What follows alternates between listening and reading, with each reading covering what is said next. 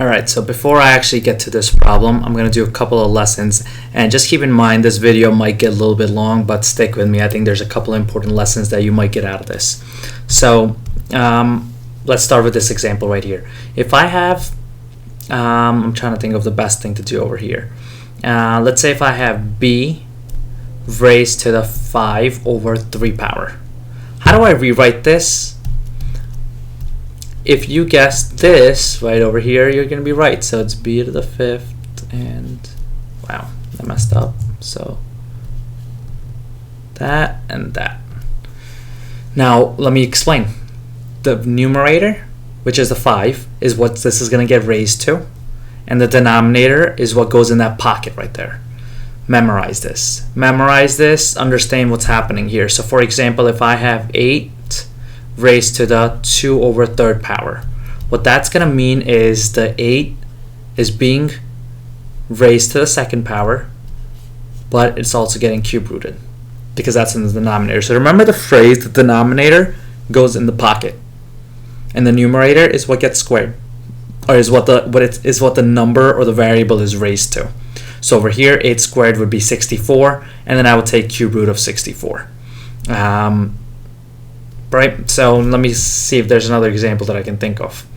This example is going to be very similar to what I have up there. So if I do 4 to the 3 over 2. Now, whenever I have this symbol right here, there's already an imaginary 2 there. We just don't write that, but that 2 is always there. So if I have 16, that just means square root of 16. We just don't really write the 2 just because, I don't know. No, we just don't write the 2.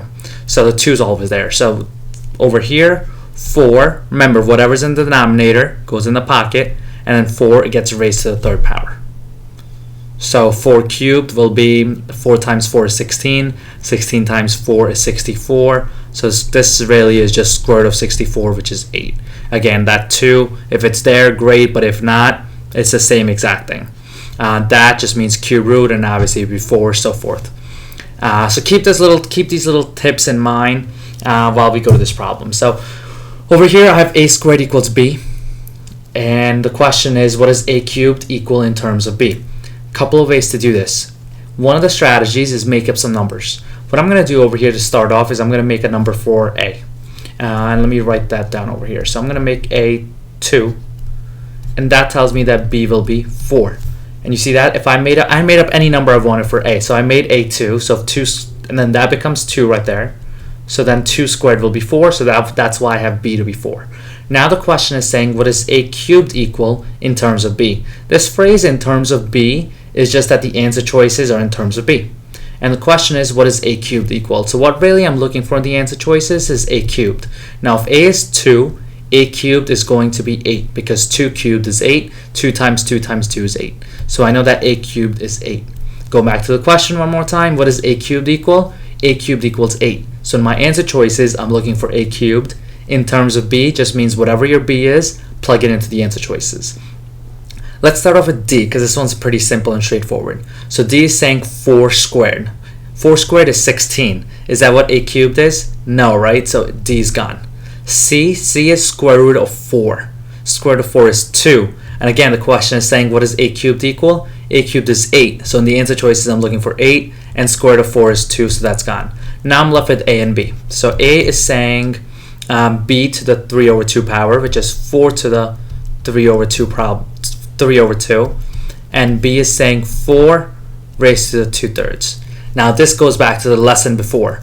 Remember, whatever's in the denominator goes in the pocket, and then the numerator is what we raise it to. So that's how I would write down a, and then b would be 4 raised to the 2nd power, but in the pocket I'll have my denominator, which is 3. So let's test out a. A is 4 cubed. 4 cubed is 64, because 4 times 4 is 16. 16 times 4 is 64. So this is just square root of 64. Remember I said that the 2 there is just imaginary. You put it there, don't put it there, it's always square root of 64. So that's 8.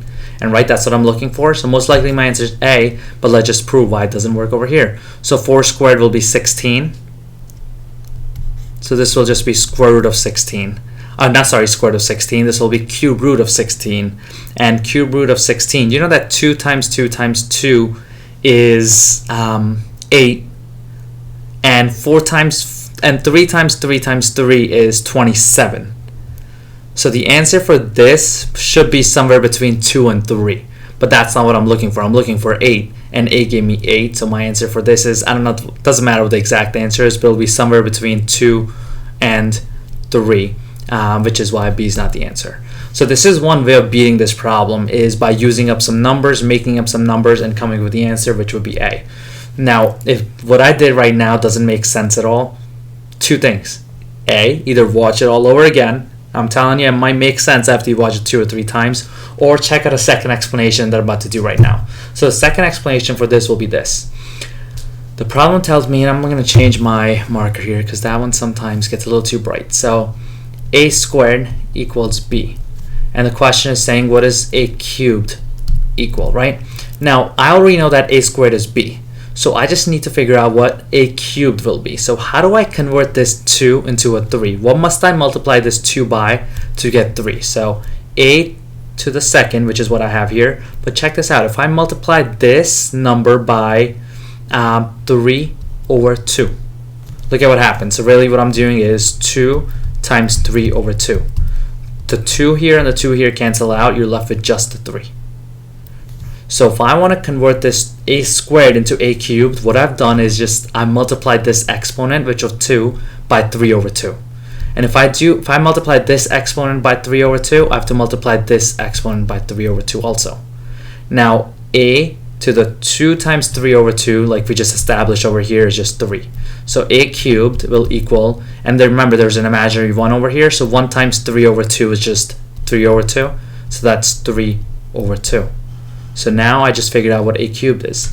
A cubed equals B raised to the 3 over 2 power, which is what answer choice A was. So no matter how you do this, if you plug in some numbers and beat it, that'll work. Or if you understand what I did right here, that will work as well. Tough problem, definitely. Watch the problem, watch the video again if you need to. Do it a couple of times. Try doing it yourself. Remember how initially I made up some numbers for A? Switch up the numbers for A. I made A2. Try making A3 or try making A4 and see if all of this still works out. Practice this problem a couple of times. I think it is a good problem. But here the answer should be A.